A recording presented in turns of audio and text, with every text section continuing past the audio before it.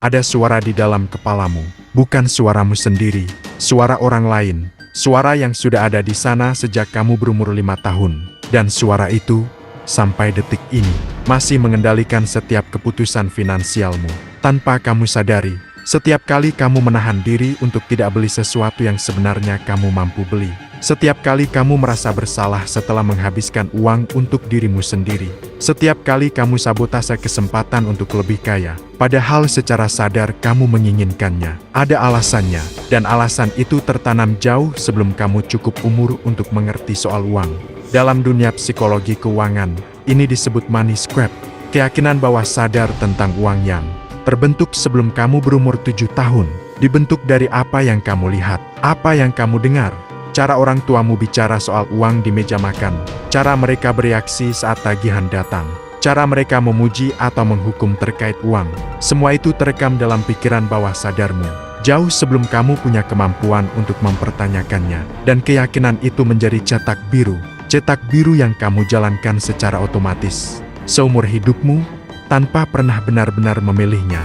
Ada 4 jenis money script yang paling umum ditemukan, menurut penelitian dari psikolog finansial Dr. Brad Clance. Pertama, money avoidance, keyakinan bahwa uang itu jahat, dan orang baik seharusnya tidak terlalu peduli soal uang. Orang dengan script ini sering tanpa sadar menyabotase diri mereka sendiri agar tidak terlalu kaya. Kedua, money worship, keyakinan bahwa uang adalah solusi dari semua masalah, dan semakin banyak semakin bahagia. Orang dengan script ini sering terjebak dalam kerja berlebihan dan tidak pernah merasa cukup. Ketiga, money status, keyakinan bahwa nilai dirimu ditentukan oleh seberapa banyak uangmu. Keempat, money vigilance, keyakinan bahwa kamu harus selalu waspada dan hemat berlebihan, bahkan ketika sudah mampu. Pertanyaannya sekarang, money script mana yang sedang mengendalikan hidupmu? Coba ingat kembali, bagaimana orang tuamu bicara soal uang dulu? Apakah mereka bilang, uang itu sumber masalah? Atau mereka bilang, orang kaya itu serakah? Atau justru mereka selalu khawatir berlebihan soal uang? Bahkan untuk hal kecil, apapun yang sering kamu dengar berulang kali sebelum umur 7 tahun. Kemungkinan besar itulah yang sekarang menjadi suara di kepalamu. Suara yang membuatmu ragu untuk negosiasi gaji. Suara yang membuatmu merasa bersalah setelah belanja untuk diri sendiri. Suara yang membuatmu bekerja tanpa henti tapi tidak pernah merasa cukup. Itu bukan suaramu, itu warisan, dan warisan bisa ditolak. Lalu bagaimana cara menulis ulang money script ini? Langkah pertama, sadari dan tuliskan. Ambil kertas, tulis semua hal yang sering kamu dengar soal uang waktu kecil, tanpa menghakimi, hanya tuliskan.